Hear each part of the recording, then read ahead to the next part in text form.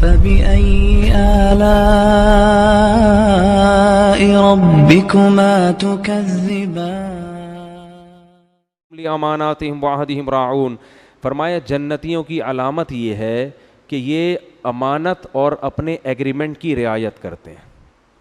ان کے پاس کوئی امانت ہو اس میں خیانت نہیں. آپ کسی کو اپنی گاڑی چلانے کے لیے دے دیں, اب کہا جاتا ہے اس کو کہ اپنی سمجھ کے چلانا, ورنہ وہ ریڑھ لگاتا ہے کہ نہیں لگاتا. بائک کسی کو دے دیں بجا کے آ جائے گا اس کو, ایسا ہی ہے نا, مختلف جگہوں سے بجنا شروع. یہ امانتوں میں خیانت ہے. جو گورنمنٹ کے ملازمین ہیں, حکومت کے خزانے ان کے ہاتھ میں ہیں, تو یہ بھی عوام کی امانت ہے آپ کے پاس. بہت امانت کا مفہوم بہت وسیع ہے. تو فرمایا کہ جنتی لوگ امانت کے معاملے میں 2 نمبر نہیں ہوتے, 1 نمبر ہوتے. مالک مکان نے آپ کو گھر دیا ہوا ہے کرائے پر, اس کا گھر آپ کے پاس امانت ہے, اس کی واٹ نہ لگاؤ. اپنے گھر کو کیسے محفوظ رکھتے ہیں. مالک مکان کا جو گھر ہوتا ہے نا, جب اس کو چھوڑ کر جاتے ہیں اس گھر کی دیواروں کا حال دیکھو, دروازوں کا حال دیکھو, گلے ہوئے ہوتے ہیں دروازے. تبھی لوگ گھر بنا کے عام طور پر اب کرایہ داروں کے حوالے نہیں کر رہے ہوتے کہ اتنا کم بخت کرایہ نہیں دے گا جتنا ریپیئرنگ میں خرچہ آ جائے گا اس کی. تو یہ بھی امانتوں میں کیا ہو رہی ہے, خیانت. فرمایا وعہدہم راعون, اپنے ایگریمنٹ کو پورا کرتے ہیں. ایک ہوتا ہے وعدہ, ایک ہوتا ہے معاہدہ. وعدہ تو یہ ہوتا ہے کل میں آپ کے پاس 4 بجے آؤں گا, تو اس میں تو کوئی عذر ہو آپ منع کر دیں, بھائی میں پہلے بتا دیں اس کو. لیکن ایک ہوتا ہے ایگریمنٹ. ایگریمنٹ ہوتا ہے دونوں طرف سے, جیسے خرید و فروخت کے ایگریمنٹ ہوتے ہیں. اس نے آپ کو چیز ڈیلیور کر دی, اب آپ پیمنٹ ٹائم پہ نہیں کر رہے, تو یہ معاہدے کی خلاف ورزی ہے. سمجھتے ہو کہ نہیں سمجھتے؟ تو یہ معاہدوں کی خلاف ورزی اسلام میں بہت بڑا جرم ہے. جنگ بندی کا معاہدہ ہوا, اس میں آپ نے گڑبڑ کر دی. تو معاہدہ دونوں طرف سے ہوتا ہے. اللہ فرماتے ہیں والذین هم علی صلواتہم یحافظون. نماز کا ذکر 2 دفعہ کیا. پہلا یہ کہ نمازوں میں خشوع پیدا کرتے ہیں, دوسرا یہ کہ نمازوں کی حفاظت بہت ضروری ہے. نماز پڑھتے نہیں ہیں, محافظت, کیونکہ جو نمازی ہوتا ہے نا ہر وقت اس کو فکر لگی ہوتی ہے کون سی نماز کا ٹائم ہو گیا ہے اور کون سی نماز کا ٹائم ہونے والا ہے. سفر میں, حضر میں, میدان جنگ میں بھی اس کو فکر لگی رہتی ہے. تو اس لیے اللہ فرماتے ہیں یہ لوگ نمازوں کی حفاظت کرتے ہیں. تو جو یہ کریں گے اولئک هم الوارثون, یہ لوگ اصل میں وارث ہیں. الذین یرثون الفردوس, جو جنت الفردوس کے وارث ہیں. ہم فیہا خالدون, اس میں ہمیشہ ہمیشہ رہیں گے. علامہ مناوی ایک بہت بڑے مفسر ہیں, وہ فرماتے ہیں جنت اگر سونے چاندی کی نہ ہوتی, حوریں اور باغات نہ ہوتے, مٹی کی سادہ گاؤں جیسی ہوتی. 2-4 بھینسیں بندھی ہوئی ہوتی ہیں, ایک کتا ٹہل رہا ہوتا ہے, 1-2 گدھے کھڑے ہوئے ہوتے ہیں وہاں پہ, فرض کر لو ہے بھائی. لیکن اس میں صرف اتنی بات ہوتی کہ یہاں موت نہیں ہے کبھی.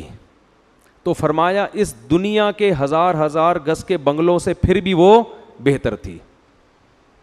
اگر آپ کو ابھی کوئی کہے کہ تمہیں میں چیچا وطنی کے کسی گاؤں میں لے جا کے چھوڑ دیتا ہوں ڈیفنس کے بنگلے سے نکال کے, آپ کبھی بھی ایگری؟ چیچا وطنی میں بھی لوگ بیان سنتے ہیں, چیچا وطنی تو سنا بڑا اچھا شہر ہے. کوئی اور بول لو, کوئی بھی گاؤں. ایک دفعہ میں نے ایسے بول دیا چیچا وطنی سے فون آ گیا, بھائی چیچا وطنی کیوں بدنام کر رہے ہو مفتی صاحب چیچا وطنی کو, ہیں؟ نہیں مچھر کالونی تو ایک سی VIP جگہ ہے. نہیں بھائی, لیاری والوں سے تو پنگا لے ہی نہیں سکتا آدمی. صحیح ہے نا. تو وہ کہتا ہے نا ایسا کہیں بھی گاؤں دیہات میں نا جہاں گائے گدھے گھوڑے اس طرح کی زندگی ہو.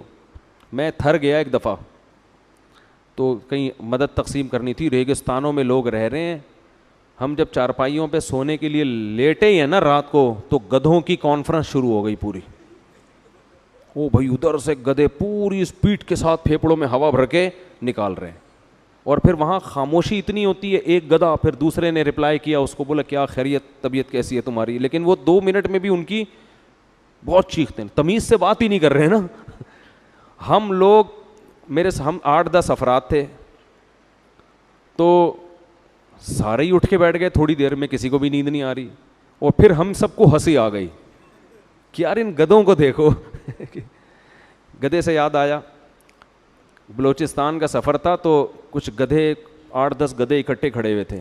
ہمارے ایک دوست بھی وہیں کھڑے ہوئے تھے. تو میں نے ویسے ہی بولا, میں نے کہا یار یہ گدھا اتنا محنتی جانور ہے, اس بیچارے کو گدھا کیوں کہتے ہیں, یعنی حماقت میں اس کو کیوں مشہور کیا ہوا ہے, یہ اتنا وفادار, اتنا محنتی اور پھر بھی بدنام. اللہ نے دکھانا تھا مجھے. وہ ہائی وے پہ تھوڑی دیر میں دیکھا, دوپہر کے وقت میں ایک گدھا ہائی وے کے بیچ میں آگے کھڑا ہو گیا, ایسے نہ کھڑا ہوا ہے بالکل روڈ پہ اس طرح سے کہ روڈ بلاک کر کے. اب ادھر سے اسپیڈ میں گاڑیاں آ رہی ہیں, وہ بریکیں لگا رہی ہیں نا ٹکر نہ ہو جائے, ایک ٹینشن میں ڈالا ہوا ہے.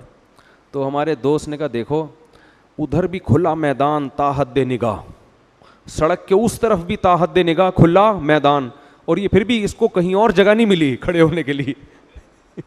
سستانے کے لیے جگہ کہاں ملی ہے اس کو, یہ بھی نہیں دیکھ رہا کہ ابے تھوڑا سا دائیں بائیں ہو جائے, ایک قدم یوں ہو جائے, بیچ میں آ کے نا روڈ پہ کھڑا ہوا ہے ایسے اور مراقبے میں گیا ہوا ہے. تو میں نے کہا اللہ نے مجھے دکھانا تھا کہ گدھے کو گدھا کیوں کہ واقعی یہ گدھے پہ ہی سوٹ کرتی ہے یہ چیزیں. تو خیر کہاں سے کہاں بات چلی گئی بھائی.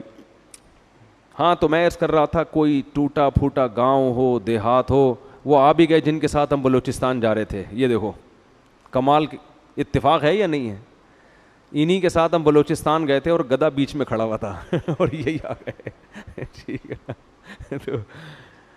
تو اللہ تعالیٰ نے کیا بات کر رہا تھا میں, تو گاؤں دیہات میں آپ ہو, مٹی کے گھروندے ہوں, لیکن وہاں ایک بات ہو کہ کوئی فرشتہ آپ سے آ کے کہہ دے کہ یہاں آپ نے ہمیشہ رہنا ہے, آپ پر موت نہیں آئے گی, تو انسان ڈیفینس کے بنگلوں کو چھوڑ کر وہاں چلا جائے, ساری دنیا آ جائے گی وہاں. تو جب جنت ہمیشہ کی چیز ہے اور ہے بھی اتنی حسین, تو میرے بھائی اس کو تلاش کرنے کے لیے اتنی محنت بھی نہ کریں کہ نماز میں خشوع و خضوع پیدا کر دیں, اپنی نگاہوں کو اپنی زوجہ تک محدود کر دیں, اور ایگریمنٹ کو پورا کریں, امانتوں میں خیانت کرنا چھوڑ دیں. جب کسی کی بائک یا گاڑی لیں تو اپنی سمجھ کے چلائیں اس کو, ٹھیک ہے نا. اللہ یہ تھوڑی کہہ رہے کسی سے چیز ہی نہیں لو. تو یہ اگر تھوڑا سا ہم کام کر لیں تو میرا خیال ہے یہ کوئی مہنگا سودا نہیں ہے.